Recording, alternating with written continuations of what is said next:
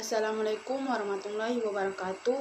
Perkenalkan, nama saya Sapreni Baisila, NIM B1A11941, kelas D angkatan 2019, prodi S1 Farmasi. Di sini saya akan membuat rangkuman, ditugaskan untuk membuat sebagai pengganti nilai final dari mata kuliah mikrobiologi. Di sini saya akan menjelaskan beberapa materi mikrobiologi, yaitu yang pertama jenis-jenis kapan dan kamir, yang kedua bakteri, jamur, dan virus, yang ketiga penularan infeksi, yang keempat infeksi yang disebabkan oleh bakteri-bakteri pada bagian anatomi, yang kelima virus corona atau COVID-19. Saya akan membahas materi yang pertama, yaitu jenis-jenis kapan dan kamir serta morfologinya. Di sini contoh kamir yang saya ambil yaitu yang pertama Stachybotrys cartarum, yang kedua kapang roti hitam, yang ketiga jamur kecap. Morfologi kapang. Yang pertama, miselium merupakan kumpulan beberapa filamen yang disebut hifa. Hifa terdiri dari hifa vegetatif dan hifa reproduktif. Berdasarkan struktur hifanya, kapang dibedakan menjadi dua, yaitu aseptat atau Choenoecium hifa, yaitu hifa yang tidak memiliki dinding sekat, atau septat. Yang kedua, septat hifa atau hifa bersekat dengan sel-sel uninukleat satu inti atau multinukleat lebih dari satu inti. Septat membagi ruang-ruang berisi satu inti atau lebih, dan pada tiap septat ruangan-ruang berisi satu inti atau lebih, dan pada tiap sekat terdapat pori-pori yang memungkinkan perpindahan inti dan sitoplasma dari satu ruang ke ruang lainnya. Selanjutnya, morfologi kamir. Di sini contoh kamir yang saya ambil yaitu yang pertama Tortula, yang kedua Ragivisi, yang ketiga Candida auris. Morfologi kamir, yang pertama tidak berflagela, yang kedua umumnya panjang kamir berkisar 5-30 lebih dan lebar antara 1-5.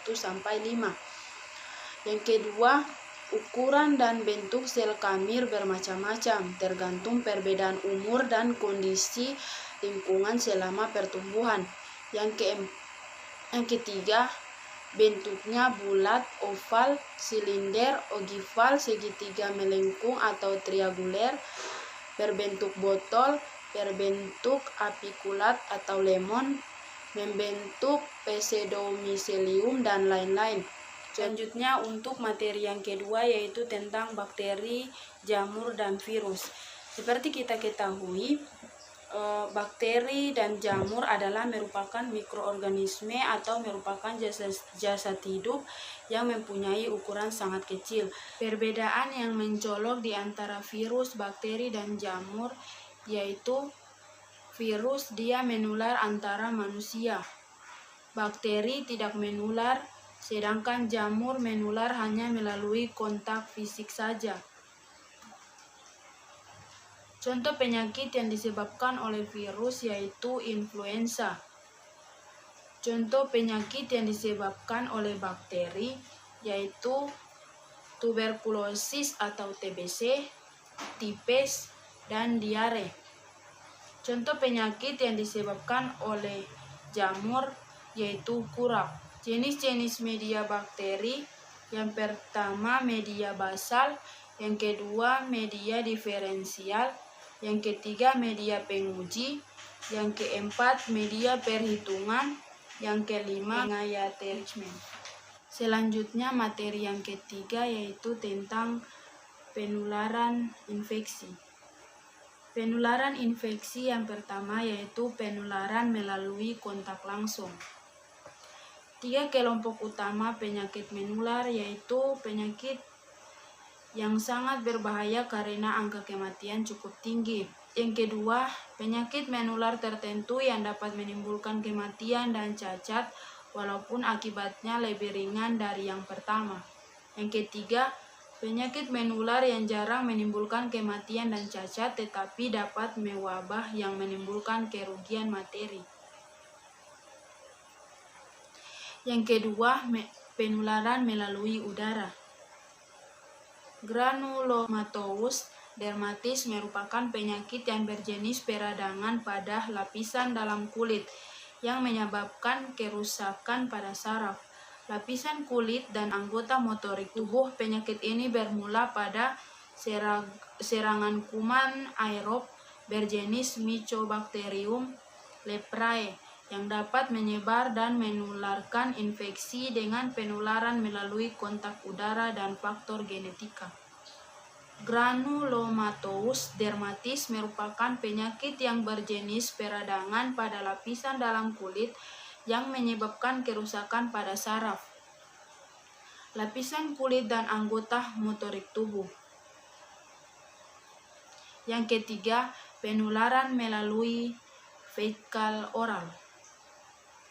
Hepatitis A adalah penyakit yang menular yang disebabkan oleh virus hepatitis A atau HAV yang bertransmisi HAV melalui fekal oral, yakni virus masuk ke dalam tubuh ketika seseorang mengkonsumsi makanan atau minuman yang terkontaminasi tinja mengandung HAV. Hepatitis A sering menyebabkan kejadian luar biasa dalam periode 1 hingga 2 bulan dengan kecenderungan berulang secara siklik. Hepatitis A tergolong penyakit menular yang ringan sehingga dapat sembuh spontan atau sempurna tanpa gejala sisa, serta tidak menyebabkan infeksi kronis. Penderita sebagian besar cenderung mengalami penyembuhan sendiri dengan kematian yang sangat sedikit, yaitu sekitar 0,10 sampai 0,30%. Selanjutnya, penularan melalui hewan.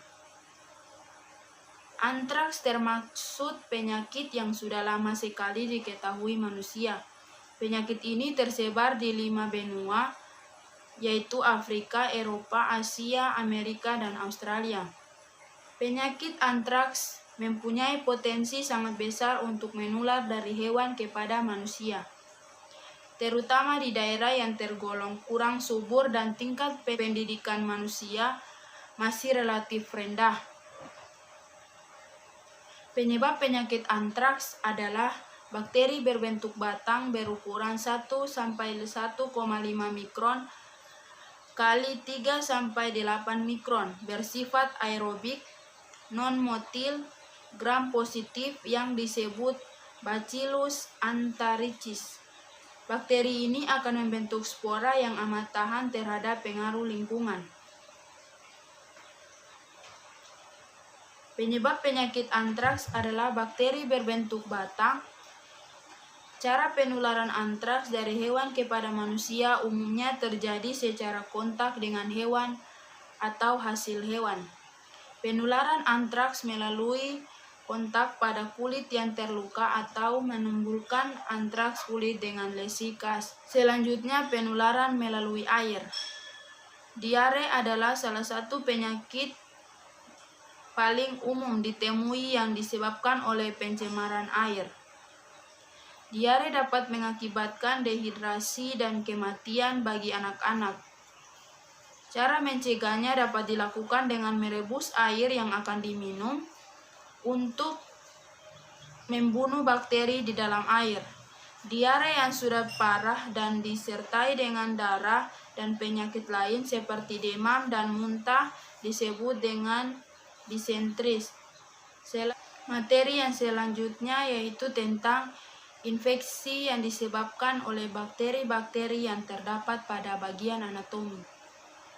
Berikut adalah infeksi yang disebabkan oleh bakteri-bakteri pada bagian anatomi. 1. Infeksi saluran kemih. Infeksi saluran kemih atau disingkat dengan ISK disebabkan karena adanya mikroorganisme pada saluran kemih, termaksud kandung kemih, prostat, ginjal, dan saluran pengumpulan. Yang kedua, infeksi nosokomial. Infeksi ini yaitu infeksi yang dibagi ke dalam kelompok bakteri komensal yang merupakan flora normal pada manusia yang sehat dan bakteri patogen dengan tingkat virulensi tinggi yang dapat menyebabkan infeksi tanpa bergantung kondisi tubuh. Yang ketiga, infeksi silang oksigen. Infeksi yang disebabkan oleh mikroorganisme dari pasien lain atau petugas kesehatan. Selain itu, dapat pula melalui udara akibat droplet atau debu yang terkontaminasi oleh bakteri yang berasal dari pasien. Yang keempat, penyakit sampar. Pes atau sampar adalah penyakit yang disebabkan oleh infeksi bakteri bernama Yersinia pestis. Penyakit ini dikenal juga dengan istilah wabah hitam. Bakteri ini dapat menyebabkan kematian jika tidak segera ditangani. Selain itu, penyakit ini juga dapat menyebar dari kotoran ke mulut atau fecal oral transmission. Yang kelima, hidung atau paring. Staphylococcus adalah penyebab utama infeksi bernanah pada manusia yang terjadi di rongga hidung dan kulit. Sebagian besar populasi manusia, jalur masuknya Staphylococcus ke tubuh melalui folikel rambut, tusukan jarum atau melalui saluran pernapasan. Prototipe lesi Staphylococcus adalah furunkel atau abses lokal lainnya yang dapat menyebabkan nekrosis jaringan. Yang keenam, usus halus atau usus besar. Infeksi yang disebabkan oleh bakteri dikenal sebagai disentri basiler, yang disebabkan oleh protozoa dikenal sebagai disentri amuba. Adapun yang dimaksud dengan penyakit-penyakit infeksi saluran pencernaan yang dapat menyebabkan diare adalah buang air besar dengan tinja yang berbentuk cairan atau lunak. Yang ketujuh, infeksi melalui kulit. Terdapat beberapa infeksi pada anak disertai dengan kelainan atau tanda pada kulit. Pada beberapa kasus, kelainan kulit dapat merupakan tanda penyakit penyebab infeksi yang merupakan indikator bermakna adanya infeksi yang mendasarinya.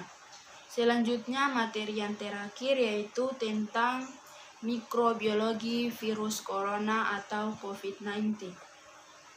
Patofisiologi COVID-19. Coronavirus atau COVID-19 disebut dengan virus zoonotik, yaitu virus yang ditransmisikan dari hewan ke manusia. Banyak hewan liar yang dapat membawa patogen dan bertindak sebagai faktor untuk penyakit menular tertentu. Coronavirus hanya bisa memperbanyak diri melalui sel hostnya. Penempelan dan masuk virus ke sel host diperantarai oleh protein S yang dapat ditemukan virus 5 protein. Patomekanisme COVID-19. Coronavirus adalah virus RNA dengan ukuran partikel 120–160 nanometer. Virus ini utamanya menginfeksi hewan, termasuk diantaranya adalah kelelawar dan unta. Coronavirus yang menjadi etiologi COVID-19 termasuk dalam genus beta coronavirus. Faktor virus dan penjamu memiliki peran dalam infeksi SARS, COVID, efek sitopatik virus dan kemampuannya mengalahkan respons imun menentukan keparahan infeksi. Disregulasi sistem imun kemudian berperan dalam kerusakan jaringan pada infeksi SARS-CoV-19. Penularan COVID-19. Penularan virus corona dihitung berdasarkan parameter RO atau R sia-sia. RO menunjukkan jumlah rata-rata infeksi yang dapat dihasilkan oleh orang yang terinfeksi. Metode penularan yang paling umum dari orang yang terinfeksi ke orang sehat adalah yang pertama, air liur. Ada dalam aerosol yang dihasilkan oleh bensin atau dengan napas yang sulit atau droplet. Yang kedua, kontak pribadi langsung, misalnya menyentuh mata atau mulut Anda setelah menjabat tangan. Yang ketiga, kontak tidak langsung, misalnya menyentuh mata atau mulut Anda setelah mengencangkan pegangan atau mengencangkan pegangan tangan. Yang keempat, untuk kontaminasi tinja, kemungkinan ini sangat langka. Virus COVID-19 dapat menular dari manusia ke manusia. Penularan tersebut terjadi melalui percikan air atau droplets yang berasal dari mulut atau saluran pernapasan. Penderita ketika melakukan interaksi jarak dekat atau kontak fisik dengan individu lainnya. Menurut Yulianto, upaya pencegahan penyebaran virus dapat dilakukan masyarakat dengan menjaga jarak dan rajin cuci tangan dengan sabun. Untuk memaksimalkan hal itu, masyarakat harus saling mengingatkan satu dengan lainnya. Itulah beberapa materi mikrobiologi yang dapat saya sampaikan pada hari ini. Kurang dan lebihnya saya mohon maaf. Semoga materi yang saya sampaikan dapat bermanfaat bagi teman-teman dan saya sendiri. Sekali lagi terima kasih kepada dosen pengampu mata kuliah mikrobiologi yang telah memberikan kesempatan kepada kami untuk membuat sebuah video tentang materi mikrobiologi sebagai pengganti UAS atau final mikrobiologi. Mohon maaf bila ada kesalahan dalam pengucapan atau materi yang saya bawakan. Akhir kata, billahi taufiq wal hidayah. Wassalamualaikum warahmatullahi wabarakatuh.